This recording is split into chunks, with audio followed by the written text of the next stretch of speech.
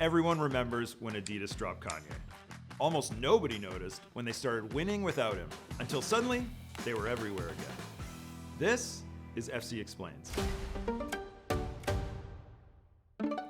At every stop on Oasis's 2025 World Tour, something interesting was happening before the band even took the stage. Fans were already dressed head to toe in Adidas, tracksuits, sambas, everything. It wasn't a coincidence, it was actually the point. Adidas didn't just sponsor the tour, they made themselves part of it. The culture, the nostalgia, the whole moment.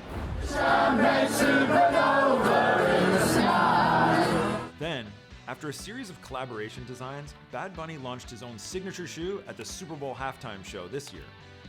So, how did Adidas get here?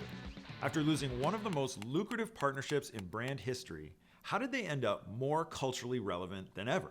In January 2023, Bjorn Gulden started as CEO. And after a period of reorganization, the brand leaned into its heritage in sneakers and sports, pairing iconic products with smart partnerships that put Adidas back at the center of culture. Here's why it worked. Adidas didn't have to manufacture that connection. Oasis fans have been showing up in the three stripes since the Gallagher brothers adopted them as their de facto uniform back in the 90s. The brand was already woven into the identity of that fan base. Adidas just made it official and built a business around it. Oasis Live 25 pop-up shops opened in tour cities around the world. The brand didn't go looking for Oasis because it seemed like a smart marketing move. The connection was already there. The collaboration just gave it a commercial form. Which brings us to Bad Bunny. His Adidas partnership began during his concert residency in Puerto Rico. He worked with the brand to produce custom sambas celebrating the island's culture. He wore his first signature shoe, the Bad Bo 1.0, in a new white colorway during the Super Bowl halftime show this year. Adidas didn't just put Bad Bunny's name on an existing shoe. This time, they worked with him to build a signature. That's a different level of creative investment that signals how seriously they're taking these partnerships. And the result is a product that his audience genuinely wants because it genuinely reflects him.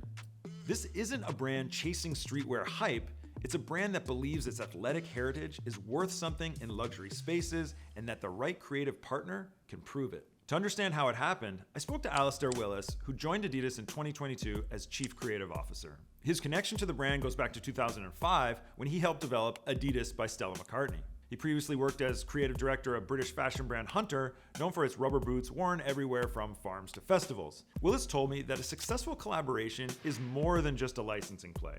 The company looks for partners who, in his words, have a genuine interest in the brand. When that's the case, the authenticity and relevance come through, and the brand naturally reaches new audiences. He also told me the team regularly asks themselves what athletes need right now to improve their performance. That's the tension Adidas has learned to hold. Streetwear credibility and sports DNA working together, not against each other. Willis told me that these two elements, the two sides of the brand, absolutely go hand in hand. The more the company engages that DNA as a sports brand, the more its streetwear can build on that legacy.